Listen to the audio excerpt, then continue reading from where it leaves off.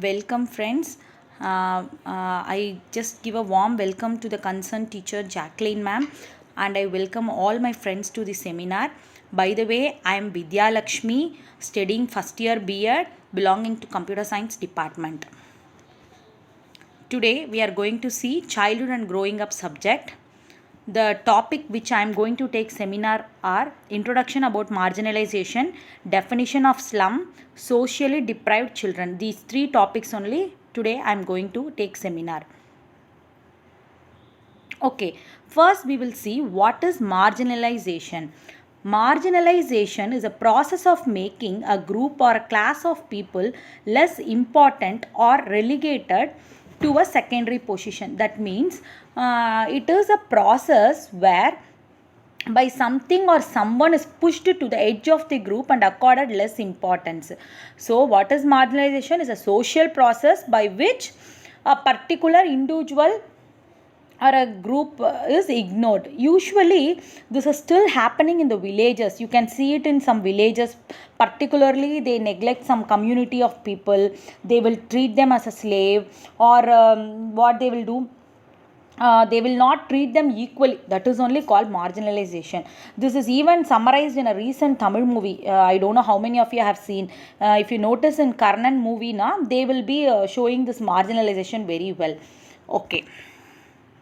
Next, we will move on to the characteristics of marginalized group. First of all, I will tell what is marginalized group. People who are marginalized from a group or community for their protection and integration are known as marginalized group.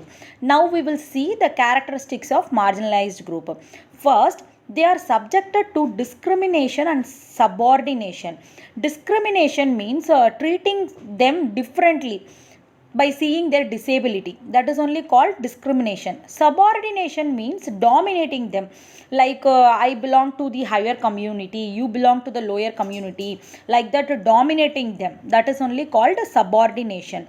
Then these community people, as they are neglected by others, no, so what they will do, no, they will be get married by within their groups, as nobody was treating them, no, so they have a tendency to marry within the group.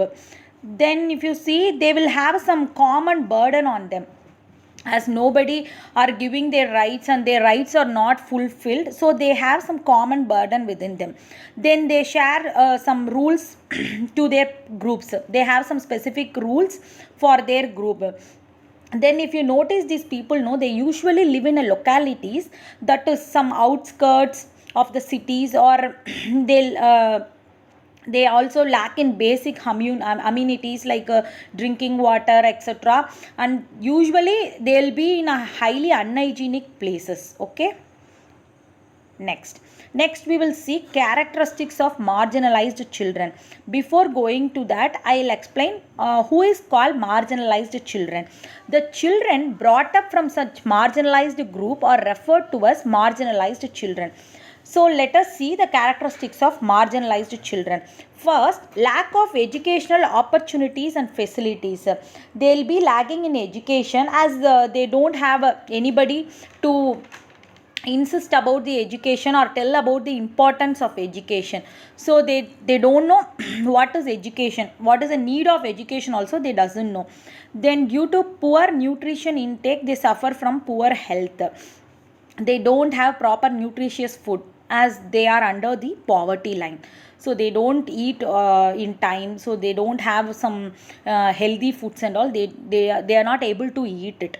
Next, they can't don't have access to healthcare facilities. Even if they are sick also, they can't afford to go for a treatment to any hospital, like that. Next you can see, their dwellings lack basic amenities like drinking water, proper housing, drainage and excreta disposal services. That is, they lack in basic amenities like drinking water. For drinking water also, they have to travel a long distance to take the water. Next, if you see, they will have very small house or single room. They don't have any separate room for kitchen, bedroom or anything like that. Next, if you see, they have to use open toilet or some public toilets because they don't have proper drainage system or excreta disposal services. um, Next, they will be forced to take a job at early age as a child labor. Usually this happens because for survival they need money. What they will do, they have to work at the young ages. Next, they don't show interest in going to school as their parents are illiterates. They also don't tell the importance of education to the children. Marginalized children, so they always remain uneducated and they don't have any vocational skills also because they didn't have any role model for their development. That is the reason behind it. Okay, next we will move on to the next topic, that is definition of slum. So what is slum? A slum is an area that combines to various extents the following characteristics, that is inadequate access to safe water. They don't have a safe drinking water, inadequate access to sanitation and other infrastructure. Then they fail in having they have a very poor structural quality of housing, that is they have some temporary house so that they will be keep on moving. And then overcrowding will be there. If you see in one particular family there will be some 4 to 5 children, they don't have proper family planning. Then insecure residential status, they have a temporary residing, they don't have any permanent belongings, like they don't have a own land. So they at any time if the government put some rule or the government eradicates, they have to vacate from that places. Next is causes of slum. What are the causes of slum? First is decentralization. Decentralization means expansion of city or town. This is only called decentralization. Next, economic conditions. Usually the most important thing is economic condition, that is they are poverty. Unemployment is the main reason we have for them, and the growth of population is also a reason for this. Next is education. They lack in education, they don't have education, and they all are illiterates. Next, improper use of land. That land is if any land is not fit for particular purpose, no, this area will be used this area will be used by them as a slum area. Then industrialization. As there are so many development in the industries, this also leads to the causes of slum. Next, lack of zoning. Zoning is nothing but partition of the cities. Partition of the cities also leads to the causes of slum. Next, problems of children living in urban areas. As I told before, they lack in basic amenities, unclean and unhygienic environment. I have attached the picture. In that picture itself you can see how they are playing. You can notice there they are playing in an unhygienic condition. Then if you see they don't have healthcare facilities, this also I explained.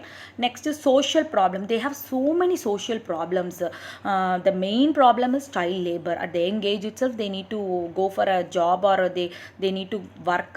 Next is so many things we can tell in social problem. Mainly the child abuse is also reason in the social problem.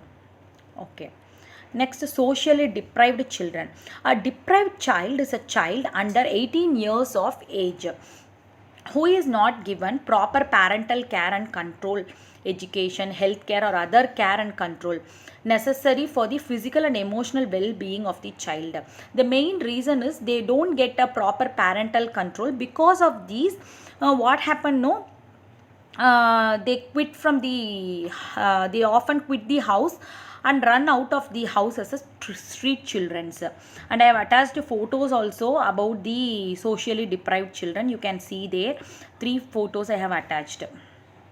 Next, important problems of deprived children.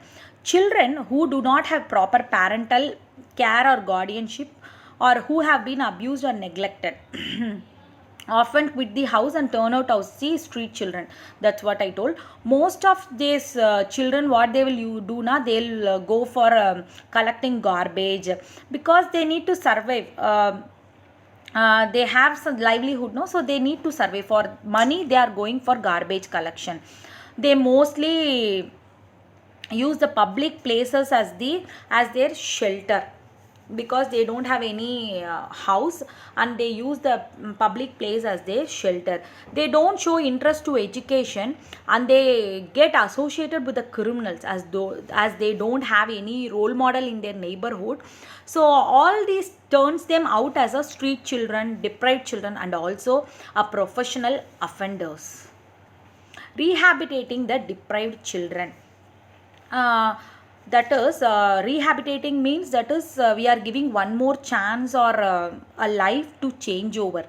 um, so if you see in this, no, there are so many organizations like NGO, even Udavum Karangal in Chennai, who provide them a proper shelter, food, clothes, etc.